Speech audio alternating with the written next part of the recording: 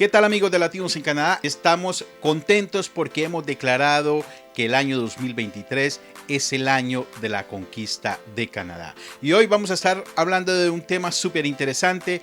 Hoy les voy a estar presentando a la que yo llamo la consentida del este de Canadá, la ciudad de Sherbrooke. Y hoy les tengo otra invitada súper especial, la alcaldesa de Sherbrooke, Evelyn Bodden. Así que los invito para que se queden hasta el final del video, porque la alcaldesa de Sherbrooke les va a hacer una invitación muy especial que no se pueden perder. Y como siempre, los invito para que se suscriban al canal activando la campanita.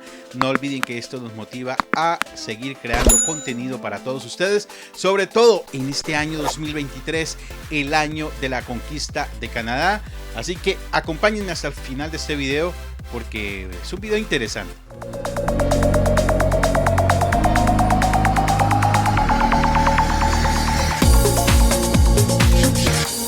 La ciudad de Sherbrooke es una ciudad muy hermosa, como la mayoría o casi todas las ciudades de Canadá. Cuenta con unas particularidades muy importantes. Primeramente, esta ciudad de 170,000 habitantes cuenta con dos universidades. La Universidad de Sherbrooke, que es en francés, y la Universidad de Bishop, que es en inglés. Sherbrooke también cuenta con una localización geoestratégica súper interesante que la hace atractiva para las personas que vivimos aquí. Digo vivimos aquí porque yo vivo en esta ciudad, y para las personas que han pensado en vivir aquí, ya que está a solamente 2 horas de Montreal, está a 2 horas y media de la capital de Quebec, que es Quebec, y a 4 horas de la capital de Canadá, Ottawa. Algo muy importante, Sherbrooke está muy cerca a la frontera con Estados Unidos, apenas 50 kilómetros de distancia para ir a los Estados Unidos. Entonces esto hace que uno de los destinos turísticos de las personas que viven en Sherbrooke sea los Estados Unidos, como por ejemplo yo tuve este último verano, en el verano del año pasado, tuve la oportunidad de ir a Boston, porque de Sherbrooke a la ciudad de Boston hay solamente 6 horas en carro. Otra de las particularidades que tiene Sherbrooke es que es una ciudad verde. Es una ciudad que vamos a ver vegetación por todos lados, ya que mezcla lo mejor de la naturaleza con el paisaje urbano. Y es por eso que cerca de aquí también podemos encontrar muchos parques nacionales, parques naturales, ríos, lagos, lo que hace de Sherbrooke también una atracción turística, no solo para las personas que viven en otras ciudades de Canadá, sino también para las personas que vienen del país vecino de los Estados Unidos de América. Y claro, Sherbrooke cuenta con educación de calidad. Aparte de todo eso, los arriendos o las rentas de los apartamentos, de las casas en Sherbrooke, es mucho más económico que si lo comparamos con ciudades como Montreal, como Quebec, como Toronto u otras ciudades. Entonces, esto es algo muy importante, ya que esto puede influenciar la calidad de vida de las personas que vivimos en esta ciudad. Sherbrooke cuenta con todos los servicios de las grandes ciudades. Tiene centro comercial, tiene atracciones turísticas.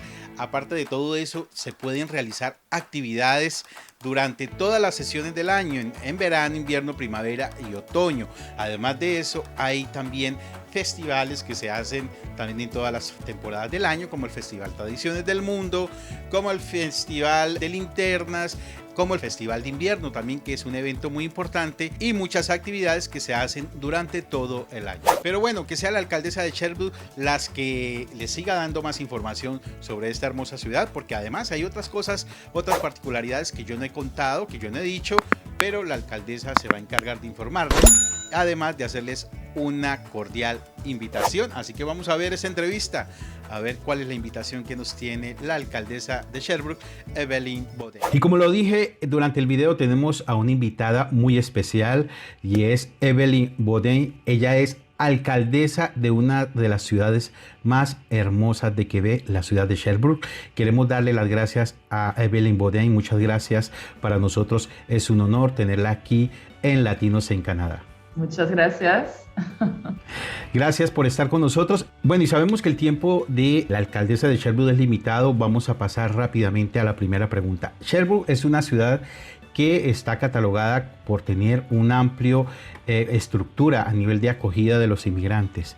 Queremos saber, señora alcaldesa, ¿por qué Sherbrooke es catalogada como una ciudad que recibe muy bien a los inmigrantes y que no solo los recibe, sino que también ayuda mucho al establecimiento de los inmigrantes en esta ciudad. Creo que la primera razón por qué Sherbrooke tiene esa reputación es porque tenemos universidades muy grandes para la población de Sherbrooke. Entonces, la gente viene de afuera, no vienen, toda la gente no, les gens ne sont pas tous nés à Sherbrooke, les gens viennent beaucoup de l'extérieur. Puis les universités, c'est ce que ça fait qu'il y a beaucoup de gens qui passent par Sherbrooke, ce qui fait qu'on n'est pas une ville qui est refermée sur soi, habituée à voir tout le temps les mêmes personnes. Au contraire, on est habitué à voir des gens de l'extérieur et beaucoup de gens comme moi. Moi, j'étais bébé quand je suis arrivée à Sherbrooke, mais ma famille ne vient pas de Sherbrooke. Les gens de ma famille sont de l'extérieur, donc on est habitué à ça à Sherbrooke à cause de nos grandes universités qui prennent beaucoup de place dans notre ville. J'imagine aussi, on doit prendre en compte les organismes d'accueil qu'il y a à Sherbrooke. On voit qu'à Sherbrooke, il y a pas mal d'organismes qui accueillent les immigrants, qui les aident à l'intégration professionnelle, à l'intégration sociale aussi. Hein? Oui, comme ma première réponse, en fait, c'était pour montrer, je pense qu'on a une culture spéciale, une mentalité spéciale à Sherbrooke qui est beaucoup tournée vers l'ouverture et vers l'accueil. Et la deuxième question que tu me poses, c'est effectivement qu'on a développé beaucoup d'organismes communautaires qui se sont spécialisés en différents types de personnes immigrantes. Oui, il y a des étudiants étrangers qui viennent dans nos universités, mais on a aussi des immigrants économiques qui viennent pour le travail, d'autres qui viennent rejoindre un membre de leur famille et aussi beaucoup de réfugiés qui viennent à Sherbrooke.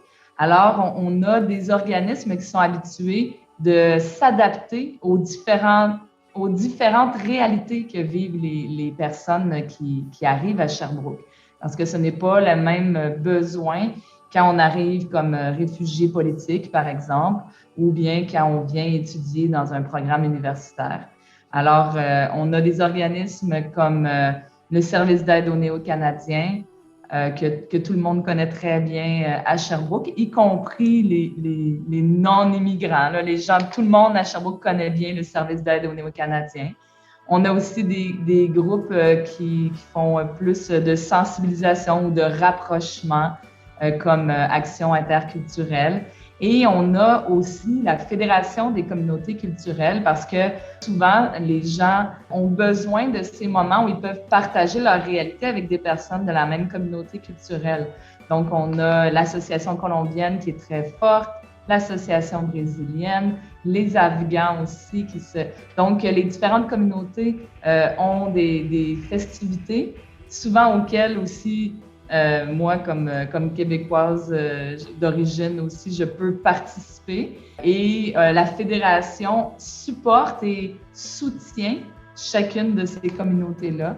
Les organismes, par exemple, les organismes qui militent pour les droits des femmes, vont aussi souvent, même si ce n'est pas leur mission première de s'adresser à la diversité culturelle, vont porter une attention particulière à ça à travers leur mission, qui peut être, par exemple, d'aider les femmes à atteindre des lieux de pouvoir ou peu importe, aider les familles. Bien, on va souvent essayer de voir à aider aussi les familles immigrantes, etc., etc. Et j'imagine que précisément dans le but d'intégrer les gens issus des communautés culturelles, puis de développer dans ces gens un sentiment d'appartenance envers la ville de Sherbrooke, tous ces organismes, ensemble avec la municipalité, travaillent précisément là, pour aider les gens à devenir des citoyens à part entière. Oui, moi, je m'intéresse beaucoup à la question du sentiment d'appartenance.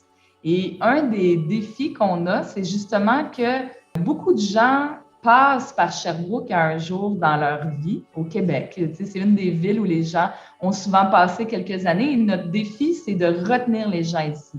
Et il y a différentes stratégies qui peuvent être mises en œuvre, d'avoir, oui, ces organismes-là, mais en général, d'avoir des activités ouverte à tous et à toutes, qui favorise les rapprochements, parce que ce qu'on veut, c'est que les gens tissent des liens, qui se connaissent, qui s'attachent, par exemple, à leur quartier, à leur école, à leurs voisins. Donc, on fait des efforts en ce sens-là. Évidemment, on peut toujours en faire plus. Moi, je rêve qu'on en fasse encore plus. Mais on dit souvent que l'emploi attire. Dans notre cas, c'est aussi les études qui attirent et c'est le milieu qui retient. Donc, il faut, à mon sens, multiplier les efforts pour retenir les gens ici en misant sur la qualité de vie, sur les échanges. Puis, des fois, je fais des blagues un peu, puis je dis qu'on devrait faire des soirées de speed dating. Mais disons que sans tomber là-dedans, il y a quand même plusieurs petits gestes qu'on peut poser. Et en parlant de gestes puis des efforts, normalement, la ville de Sherbrooke a des projets précisément pour mettre d'avant l'intégration des communautés culturelles dans la ville.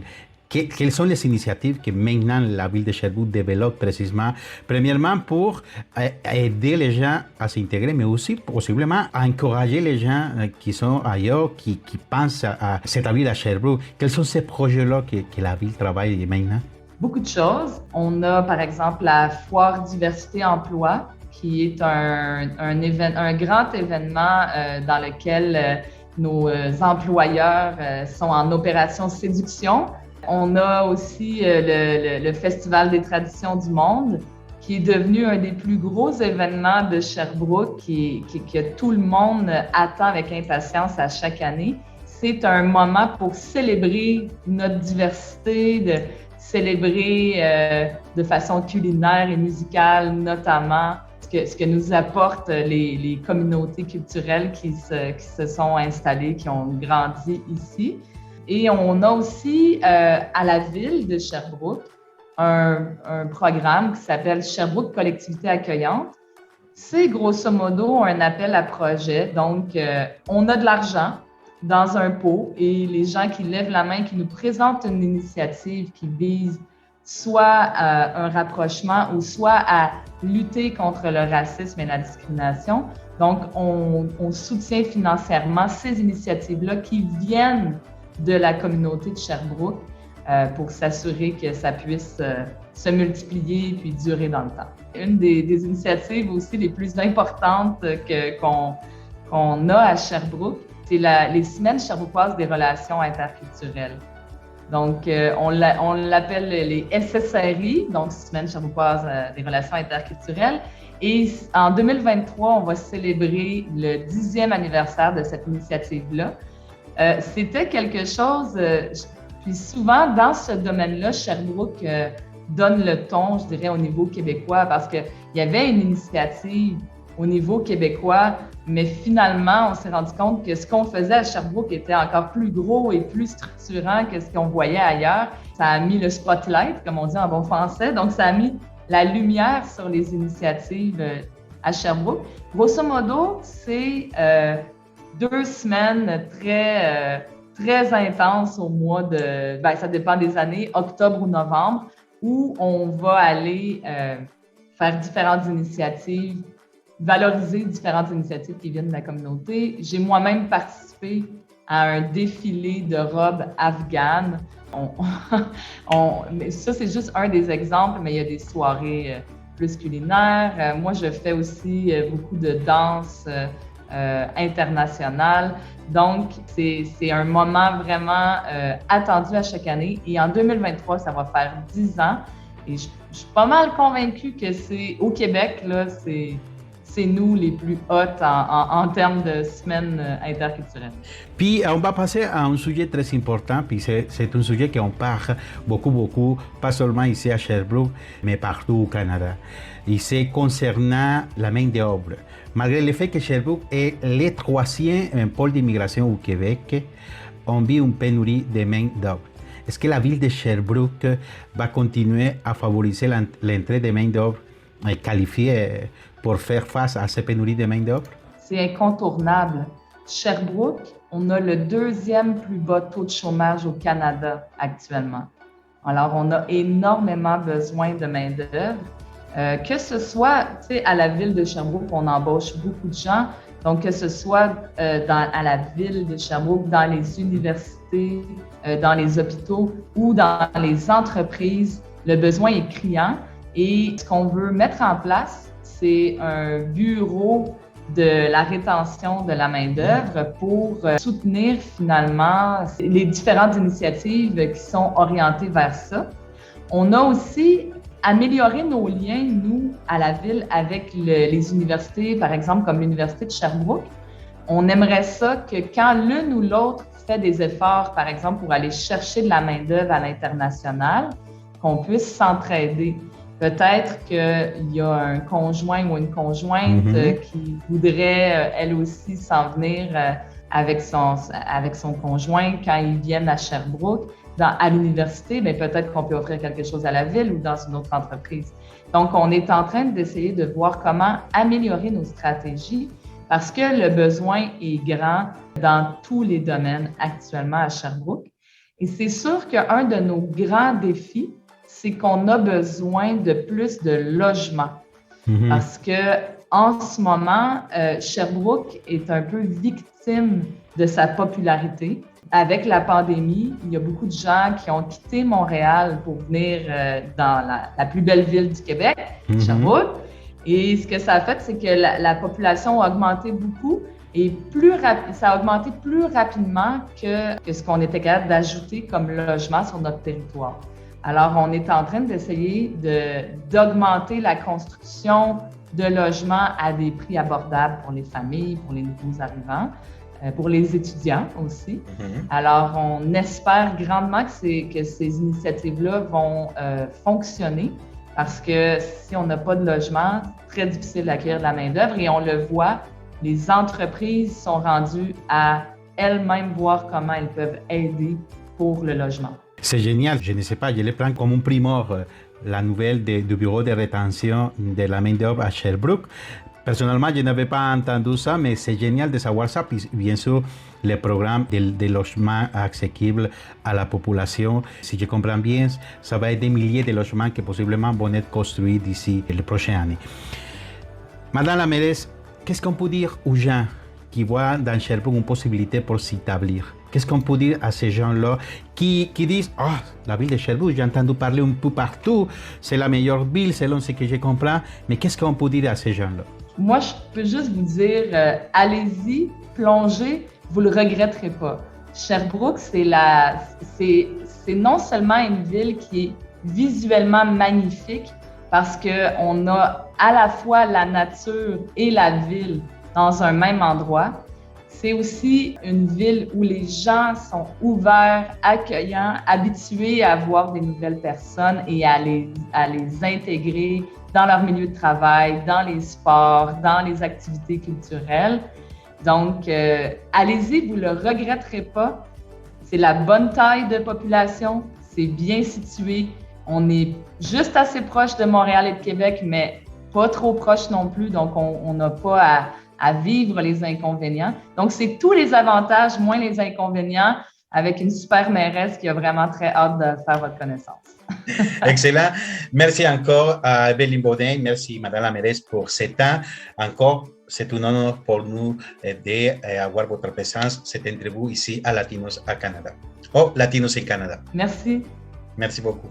Así que amigos de Latinos en Canadá, ya lo escucharon, la alcaldesa de Sherbrooke los invita a que vengan a visitar a Sherbrooke, a que se establezcan aquí, a que vean en Sherbrooke una posibilidad para venir a establecerse con su familia, solos, ya que hay muchas oportunidades de trabajo, ya que hay calidad de vida, ya que hay buena educación, ya que hay todas las posibilidades para establecerse en esta hermosa ciudad. Amigos de Latinos en Canadá, una vez más muchas gracias por haber llegado hasta el final del video. No se les olvide suscribirse al canal activando la campanita. Esto nos motiva a seguir creando contenido para todos ustedes, ya lo digo siempre. Además de eso, los invito para que nos sigan en nuestras redes sociales, Facebook, Twitter, Instagram, y cuéntenos qué piensan de esta ciudad. ¿Es que les llama la atención? ¿Es que les gustaría venirse a vivir en esta ciudad? Ustedes que están en sus respectivos países de habla hispana, de América Latina, es que ven en Sherbrooke una posibilidad para establecerse aquí. Dejen sus comentarios en la caja de comentarios y ya saben, se vienen más videos con invitados especiales, videos que les va a gustar mucho. Vamos a estar contando cosas importantes que posiblemente los van a motivar o que les puedan servir para que ustedes logren cumplir el sueño de establecerse en este hermoso país. Así que amigos, una vez más muchas gracias y hasta una próxima oportunidad. Chao.